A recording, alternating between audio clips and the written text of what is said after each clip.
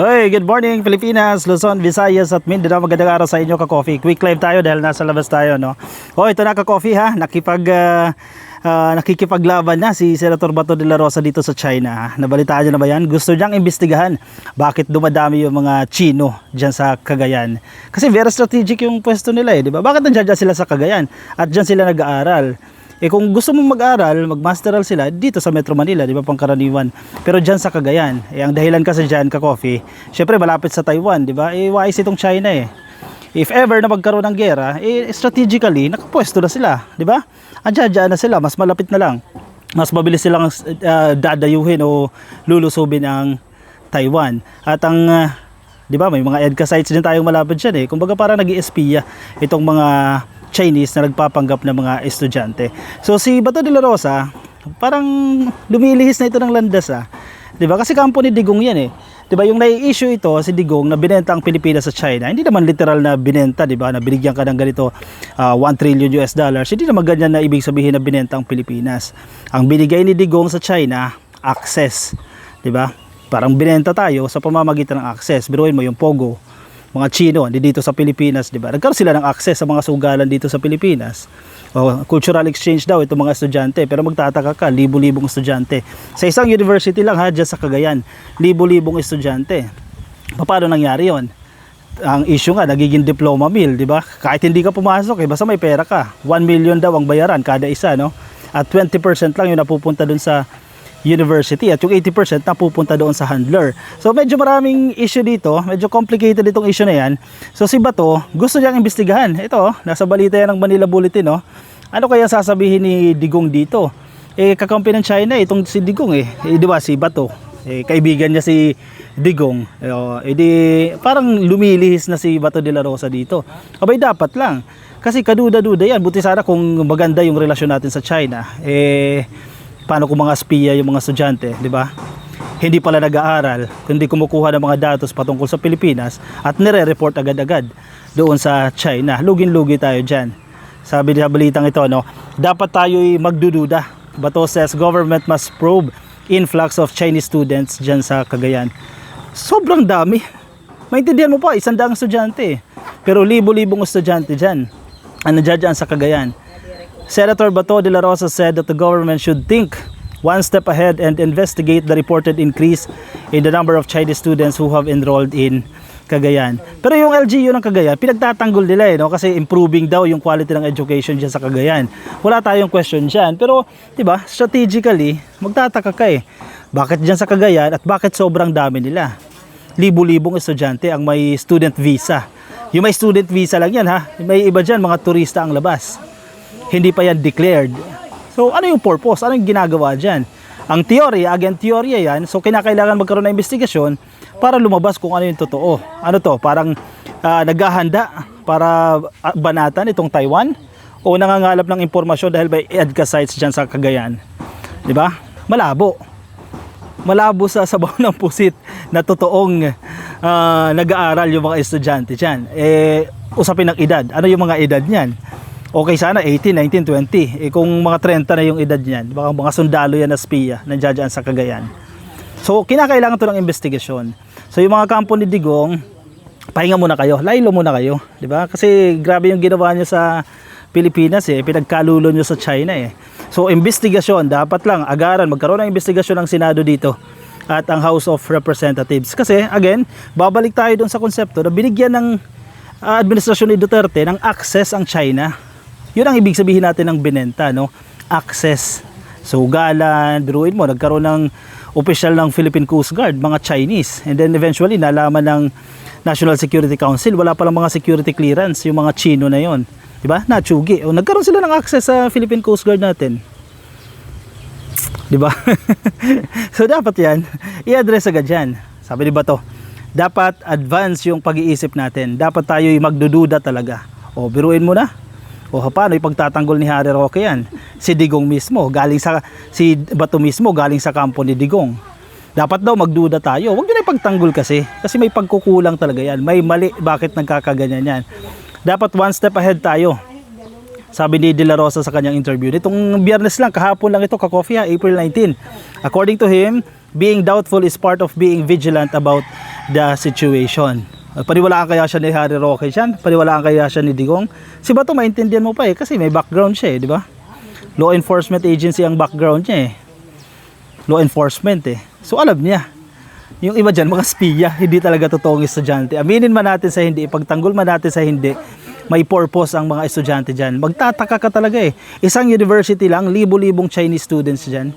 Baka mas marami pa sa mga Pilipino. Dapat talaga ma-establish talaga yan ng mga tao na yan kung ano ang purpose nila dyan at kung talaga bang cover lang nila yung kanilang ginagawa ngayon dapat para sa isang mas malawak, mas malalim na purpose. Sabi ni Bato de la Rosa. Siyempre, pagtatanggol na nga yan eh, ng Chinese Embassy, di ba? Kasi cultural yan eh, people to people exchange yan eh, sa pagitan ng Pilipinas at ng China eh. So, normal lang na magkaroon ng estudyante. Sa bagay, ganoon din naman sa atin, no? Nagkakaroon din tayo ng mga exchange students, mga estudyante natin mag-aaral sa China, sa ibang bansa pa, normal yan. Pero yung number ng tao na binibigyan ng student visa para mag-aral sa isa lang university, yan ay kaduda-duda. At kailangan ng investigasyon dyan. Yan, sana nakikinig si Harry Roque sa sinasabi dito ni Bato. Magduda tayo dahil baka lugi tayo dyan, baka mga spiya. Baka hindi nga lang yan eh. Kasi nagsisimula pa lang maglabasan ito eh. Magsulputan itong mga issue eh, mga problema sa China. So dapat tuloy-tuloy itong investigasyon eh. Kasi talagang nabigyan ng access ang China sa Pilipinas sa panahon ni Digong. Tapos kasalanan ni PBBM, sisi nila kay PBBM, kesyo nagpo-provoke ang administrasyon ni PBBM. Aba, kayo tong may problema eh, sinisisi nyo sa kasalukuyang administrasyon. Kung hindi nyo binigyan ng access ang China, hindi tayo nagkakaganyan. Masyadong confident na ang China eh sa ginagawa dito sa Pilipinas. Sabi ni Bato, dapat magkaisa sila para iisang direksyon lang ang kanilang tatahakin, hindi lang immigration. Lahat ng ehensya dapat, intelligence community, ng armed forces, ng PNP, lahat magtulong-tulungan sila para malaman ka, Coffee, kung ano yung ginagawa nitong mga Chinese nationals aka estudyante dyan sa Cagayan. Okay to ha, at least si Bato nagsalita dito. Kasi noon medyo nagiging negatibo na yung pagtingin natin kay Bato de la Rosa eh, dahil sa pagtatanggol niya kay Kibuloy, willing siya mag-security kay Kibuloy. At least ngayon nare-realize niya na hindi laging tama si Digong. May nagawa siyang tama, may nagawa siyang maganda, pero not at all times na maganda yung ginagawa niya. Marami siyang nagagawa na hindi na tama, di ba? At kailangan mong kontrahin din yan. Hindi dahil si Digong ang nagluklok sa iyo sa pagkasenador, eh hayaan mo na lang, di ba, na mali yung ginagawa. Ito maling-mali itong nangyayari eh. Yung pagpasok ng napakaraming Chinese students, aka spiya.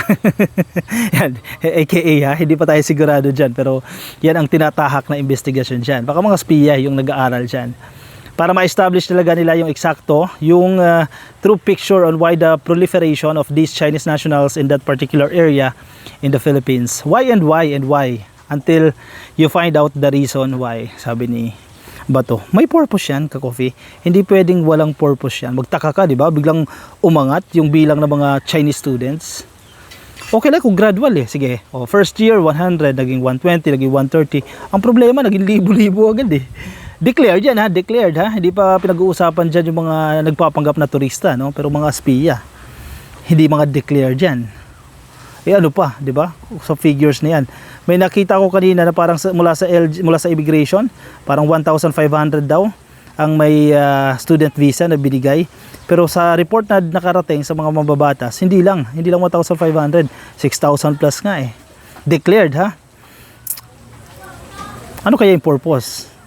However, the Chinese Embassy, syempre naglinaw itong Chinese Embassy dyan po sa Maynila, itong Webes, sabi nila, the Philippine lawmakers attempt to investigate the increasing number of Chinese students in Cagayan, one of the provinces near Taiwan, incites hatred of China. So, yan daw ang purpose yan, para magalit ang taong bayan sa China. Yan, kung bakit na-issue daw.